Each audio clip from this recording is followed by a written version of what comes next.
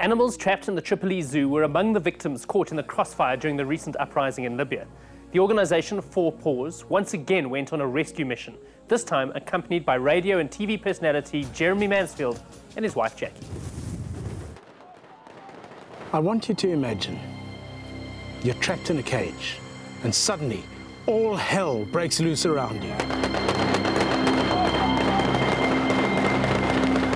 Explosions, gunfire, lead and shrapnel screaming through the air. You cannot run. You cannot hide. You are in the middle of a war. Your home is in the zoo in Tripoli, in Libya.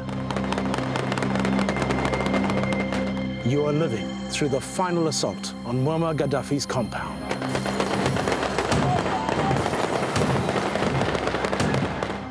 Vir meer as 40 jaar het Muammar Gaddafi met 'n uistervuis oor Libië se mense regeer. Maar op 17 Februarie 2011 het die mense van Libië gesê genoeg is genoeg. En vandag vier hulle vryheid. This is now past the military compound into Gaddafi's castle, which you can see if you swing the camera over there. That's the castle behind there. And it's like a carnival going on here, but the problem is their guns as well.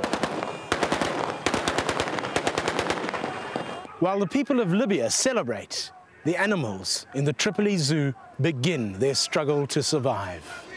Die Tripoli dieretuin, voorheen 'n gunsteling bestemming vir Muammar Gaddafi se derde seun Saadi, is in 'n verwaarloosde toestand agtergelaat.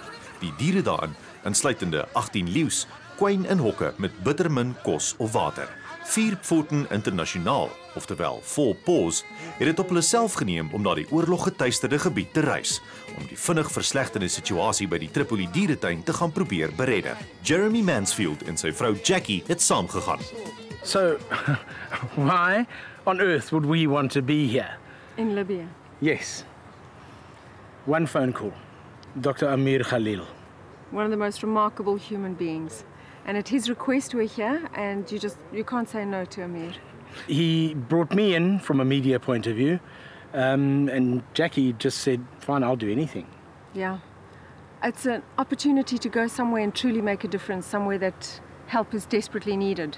So I'm very glad to be here to be able to make a difference. Die Vierpfoten span het aangeland en die ergste verwag, maar met die omstandighede in ag genome was hulle aangenaam verras. The zoo at first glance looks amazing. The buildings are modern, the infrastructure looks great. Some of the buildings here are in better condition than you'll find in the city. The staff are dedicated, the animals, most of them look like they're in good condition. Some of them need a lot of attention. So why is Four Paws here? We came in the right moment. They are now in good condition, but maybe if we didn't come here, they will be very quickly in a bad condition. If a lion is in a good condition, yes, and it starts getting diseases because it hasn't been vaccinated, yes, and it's in a confined environment, yes, how quickly can the lion go from being in a good condition to a bad condition? Very quickly, very quickly. Hierdie is Osama, 'n Siberiese tier. Dieretuinpersoneel skat sy ouderdom by omtrent 20 jaar. Sy moe bene kan amper nie sy verhongerde lyf dra nie. Die ewige gevegte in en om die dieretuin het die personeel verhoed om na die ou groot kat om te sien. Hy het vir dae lank geen kos of water gekry nie. Die dier se fyn sintuie is oorlaai deur die oorlog wat in en om die dieretuin gewoed het. Vierpfoten se projekleier, Dr. Amir Khalil, is diep besorg oor die dier se welsyn. Osama se kanse op oorlewing verminder met elke minuut wat verbygaan. Amir en sy span het net 'n paar dae om die balans in die dieretuin te herstel. Hulle moet onmiddellik werk daarvan maak. What sort of help are Four Paws Vierpfoten offering to the zoo? The main priority here for the zoo is feeding the animal. As a result of the conflict also, it was no electricity here for some weeks. As a result of this, it was all the medicine here destroyed. During the conflict, a short time ago, it was also no water. But we thank God that the water problem already solved. And we supply now food for a while with the money of the donors. but we don't know how long this will help, as we don't know how long the political conflict will stay still in Tripoli. The most wonderful thing is actually seeing food arrive. This has arrived for the hippo, and if it wasn't for magnificent donors, because that's where this is all coming from. It's coming from people sometimes thousands of kilometers away, and they've heard the cause, and they've put money together and helped buy things like this, which we can now feed to the hippo. Die seekoei kampie het die ergste van 'n koolskoot van 'n geweergranaat verduur. Die trauma van die aanval is nog steeds met hierdie groot diere en maak hulle skrikkerig om die veiligheid van die water te verlaat. Uiteindelik is dit die hongerte wat die kwynende seekoeie uit die water na die kos lok. Met die water wat weer aangesluit is, sal die seekoeie binnekort weer 'n vol poel hê om in te baai. Die geringste beweging laat die eensmakdiere vinnig terugskarrel na die veiligheid van hulle poel. The behavior of the animals, most of the animals are changed because due to war, you know. Now you can see the hippos. Before you came here and you can touch it, but now it's impossible to do these things with them. Met die voedingsprogram in volle swang, maak die 4 Pfoten en dieretuin veeartse gereed om die groot katte in te ent. Die geriewe by die dieretuin is eerste klas en die veeartse kan hulle werk in totale veiligheid doen.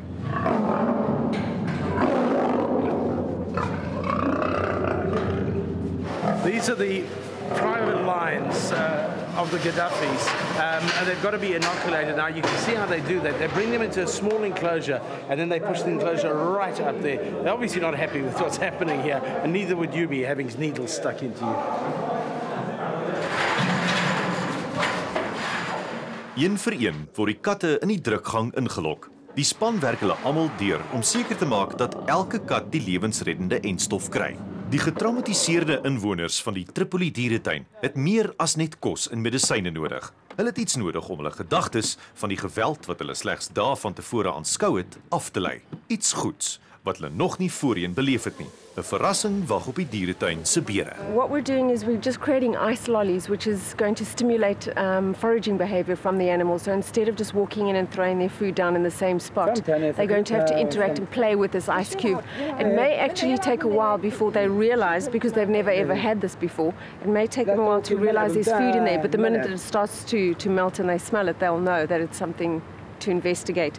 So I do find it incredibly ironic, because pomegranates are like $3, 30 Rand back in South Africa, but fortunately they're pretty cheap here, so there's just something quite bizarre about feeding pomegranates to bears in a war zone.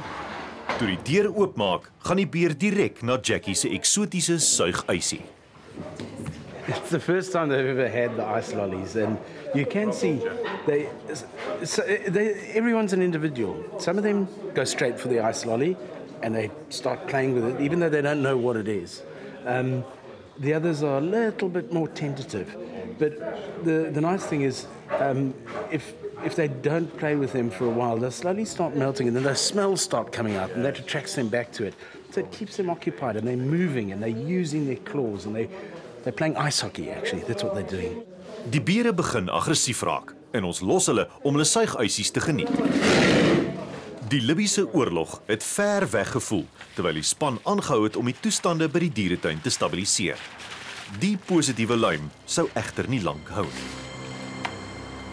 We're just on our way to go and feed the primates, and got news from one of the staff members at the zoo that a mass grave has just been discovered just down the road from the zoo. It's not as though we're trying to be morbid or anything and rush after dead bodies. It's just that we need to show the reality of the situation in which we find ourselves. Have you identified who these bodies are? Yeah. Who are they? They are soiders. When we got here, the stench was absolutely unbelievable. Some of the staff have got specialised, can I borrow that? Yeah. Specialised breathing apparatus. So there are 2 mass graves here, the one containing 4, the other around 14 in close proximity. They're probably about 150 meters apart. Neighbors have told us that the bodies that they're waiting to exhume here were bodies that they found in the streets, and they didn't know what to do with them. There was no electricity, there were no morgues running, so they simply buried them here until such time as they could tell the Transitional Council that the bodies were here and they've asked them to come and exhume them now out of their neighborhood area. Hierdie ontnugterende tonele sit die brutaliteit van 'n oorlog wat alle lewende wesens aangetas het in die kollig. Terug by die dieretuin het Osama die Siberiese tier se toestand vinnig versleg. Not looking very well. I think he's very weak. And I don't know. He's suffering now. Na die onderbreking vind ons uit wat met Osama die tier gebeur het.